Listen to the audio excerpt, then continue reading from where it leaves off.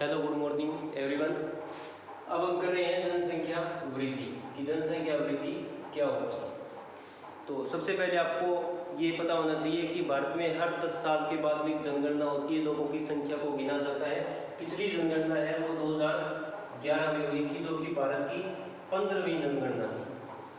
भारत में जनगणना की शुरुआत है वो 1872 से हुई थी, लेकिन पूरे भारत की जनगणना, संपूर्ण भारत की जनगणना नहीं हो पाई थी।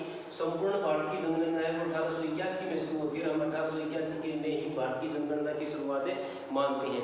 तो जनसंख्या वृद्धि क्या होती है कि दो समय बिंदुओं के बीच में जनसंख्या में परिवर्तन होना जनसंख्या वृद्धि कहलाती है। जैसे कि 2001 में जनसंख्या है वो 102.08 करोड़ थी, 2011 में जनसंख्या जो बढ़कर है वो 121.02 करोड़ हो गई। दोनों के बीच में कितना अंतर है वो अंतर ही जनसंख्या वृद्धि कहलाता है। तो दो समय बिंदुओं के बीच में जनसंख्या में परिवर्तन होना जनसंख्या वृद्धि कहलाता है। दो समय बिंदुओं के बीच में भारत में लगभग 18.14 करोड़ जनसंख्या 18.14 करोड़ जनसंख्या है वो बढ़ी थी, ये जनसंख्या वृद्धि कहलाती है। अब जनसंख्या वृद्धि दर कैसे निकालते हैं, तो 18.14 करोड़ उसके भाग देंगे हम 102.08 करोड़ से, उसके बाद में जो 17.5% गुणा में 100 करेंगे, 17.5% आता है, ये भारत की 10 की है। 17.5% ये भारत की 10 की जनसंख्या वृद्धि दर, यानी कि 10 सालों की जनसंख्या वृद्धि दर मानी जाती है कि भारत में जनसंख्या वो किस गति से बढ़ रही है। तो हम ये कहेंगे भारत में जनसंख्या बढ़ने की दर है वो 17.5% 10 की है। अब जनसंख्या वृद्धि को दो भागों में बांटते हैं, एक होती है धनात्मक वृद्धि और एक होती है ऋणात्मक। सिंपल सी बात, धनात्मक का मतलब होता है कि ऐसी जनसंख्या वृद्धि जिसमें कि लोगों की संख्या में वृद्धि हो, लोगों की संख्या में बढ़ोतरी हो, वो धनात्मक वृद्धि कहलाती है। और दो समय बिंदुओं के बीच में अगर जनसंख्या में कमी आती है तो ऋणात्मक जनसंख्या वृद्धि कहलाती है। बहुत ही आसान सी डेफिनेशन है। उसके बाद में जनसंख्या वृद्धि को अलग दो भागों में विभाजित किया गया है। पहली है प्राकृतिक वृद्धि। प्राकृतिक का सिंपल है कि जन्म दर। प्राकृतिक वृद्धि क्या होती है, जन्म दर, जन्म माइनस मृत्यु।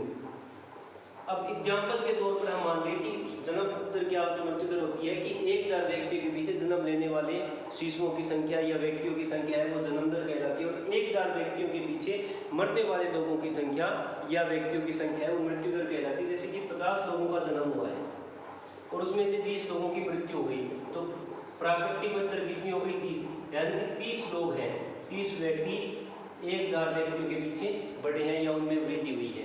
तो प्राकृतिक वृद्धि क्या होती है कि जन्म माइनस मृत्यु। जन्म दर 1000 व्यक्तियों के पीछे जन्म लेने वाले व्यक्तियों की संख्या या शिशुओं की संख्या है वो जन्म दर कहलाती है। मृत्यु दर 1000 व्यक्ति के पीछे मरने वाले लोगों की संख्या है वो मृत्यु दर कहलाती है। प्राकृतिक वृद्धि होती है कि जन्म माइनस मृत्यु की एक समय विशेष में एक दो समय बिंदु के बीच में कितने लोगों का जन्म हुआ है और कितने लोगों की मृत्यु, दोनों के बीच के अंतर को प्राकृतिक वृद्धि कहा जाता है। इसमें आपको डेफिनेशन भी मिलेगी। प्राकृतिक वृद्धि किसे कहा जाता है कि दो समय बिंदुओं के बीच में जन्म दर और मृत्यु दर के अंतर को प्राकृतिक। दूसरा है अभिप्रेरित वृद्धि है। अब अभिप्रेरित वृद्धि के अंतर्गत हम जन्म और मृत्यु के अलावा एक चीज और है प्रवास। मैंने प्रवास आपको पहले ही बताया है। प्रवास जो हम उसमें जनसंख्या परिवर्तन को प्रभावित करने वाले कारकों में पढ़ रहे थे, उसमें हमने भौतिक कारक, सामाजिक आर्थिक कारक और जनसांख्यिकीय कारक में हमने जन्म, मृत्यु और प्रवास एक शब्द आएगा प्रवास का अर्थ होता है एक स्थान को छोड़कर दूसरे स्थान की ओर जाना है, वो प्रवास कहलाता है। प्रवास दो प्रकार का होता है। प्रवास है वो दो, पहला है आप्रवास और दूसरा है उत्प्रवास। अब दोनों की परिभाषा अलग है। आ का मतलब होता है आना, उत का मतलब होता है जाना। जैसे कोई बच्चा, जैसे ये घर है कि यहाँ से बच्चा स्कूल के लिए जा रहा है, तो घर से बच्चा स्कूल के लिए जा रहा है, स्कूल की तरफ जा रहा है, तो स्कूल में अगर वो पहुंचता है तो यहाँ पर आप्रवास कर रहा है, और घर से वो चला है तो घर से वो उत्प्रवास कर रहा है। क्योंकि हम जब किसी स्थान को छोड़कर जाते हैं तो उत्प्रवास कहलाता है, जब किसी स्थान पर आते हैं तो वो आप्रवास कहलाता है। इससे भी किसी भी देश की जनसंख्या वृद्धि पर बहुत अधिक प्रभाव पड़ता है। जैसे कि भारत से कुछ लोग काम करने के लिए अमेरिका में गए हैं या ब्रिटेन में गए हैं, कनाडा में गए हैं, तो वहाँ पर जनसंख्या वृद्धि दर में बढ़ोतरी होती है और भारत में जनसंख्या वृद्धि दर में कमी आती है। तो अभिप्रेरित वृद्धि की आपको डेफिनेशन मिल जाएगी इसमें, कि इसमें प्रवास जैसे लोगों के आवर्ती और जाने की दिशाओं को भी शामिल किया जाता है। फिर एक कॉलम है इसमें जनसंख्या भौगोलिक कुछ आधारभूत संकल्पनाएं, जिसे जन्म दर आपको बता दिया है, प्रति 1000 लोगों के पीछे जन्म देने वाले व्यक्तियों की संख्या है वो जन्म दर कहलाती है। 1000 व्यक्तियों के पीछे या प्रति 1000 व्यक्तियों के पीछे मरने वाले लोगों की संख्या मृत्यु दर कहलाती है। अब इसमें एक शब्द आएगा आपके सामने वास्तविक वृद्धि, एक आपके सामने आएगा प्राकृतिक और दूसरा शब्द आ रहा है वास्तविक वृद्धि। क्या होती है? पहले प्राकृतिक वृद्धि एक बार फिर देख लो,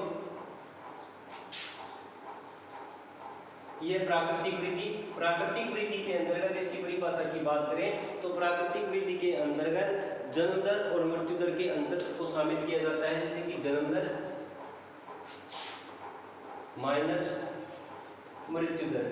जन्म दर 1000 व्यक्तियों के पीछे 50, 1000 व्यक्तियों के पीछे 50 लोगों का जन्म हुआ है और 1000 व्यक्तियों के पीछे 20 लोगों की मृत्यु हुई है। अब दोनों में अंतर कितना हो गया? 30। 1000 व्यक्तियों के पीछे है और 30 लोगों की संख्या बढ़ी है, 30 लोग बढ़े हैं, वो तो हुई प्राकृतिक वृद्धि। अब दूसरी है, इसमें आपको मिलेगा वास्तविक वृद्धि क्या होती है। अब इसकी डेफिनेशन थोड़ी सी अलग है। वास्तविक वृद्धि में जन्म दर माइनस मृत्यु दर, यानी कि वास्तविक वृद्धि के अंतर्गत हम जन्म दर और मृत्यु दर के अंतर के साथ साथ आप्रवास और उत्प्रवास के अंतर को भी शामिल किया जाता है।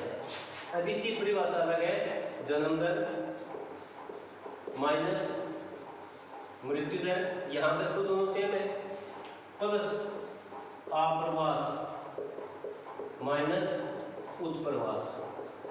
अब यहाँ देखो, यहाँ हमने जन्म दर कितनी मानी थी? 50, 1000 व्यक्तियों के पीछे है, 50 लोगों ने जन्म लिया था। मृत्यु दर हमने मानी थी 20, तो 1000 व्यक्तियों के पीछे वो 20 लोगों की मृत्यु हुई थी। अब यहाँ से थोड़ा अलग होता है प्लस आप्रवास। आप्रवास का मतलब होता है आना। एग्जाम्पल उदाहरण के तौर पर भारत में विदेश से 20 लोग आ गए हैं, चाहे वो पाकिस्तान से आए हो, श्रीलंका से आए हो, अमेरिका से, कहीं से भी आए हो, तो भारत में 20 लोग हैं वो आए हैं। लेकिन इन 20 में से भी 10 लोग हैं वो छोड़कर चले गए, उत्प्रवास कर गए। चाहे जो 20 लोग आए हैं चाहे उनमें से 10 लोग छोड़कर चले गए, चाहे यहाँ से जन्म दर जिनका जन्म हुआ है वो 10 लोग छोड़कर चले गए हो। अब 50 माइनस 20, यहाँ पर फिर वही 30 बचता है। 1000 लोगों के पीछे 30 हो गया, यहाँ तक तो है। प्लस में इसको हमें 10 और जोड़ना पड़ेगा, क्योंकि आप्रवास 20 लोगों का हुआ है, उत्प्रवास 10 लोगों का हुआ है। 20 माइनस 10 प्लस 10, तो वास्तविक वृद्धि है वो ये बता रही है कि 1000 लोगों के पीछे है वो 40 लोगों की वृद्धि हुई है।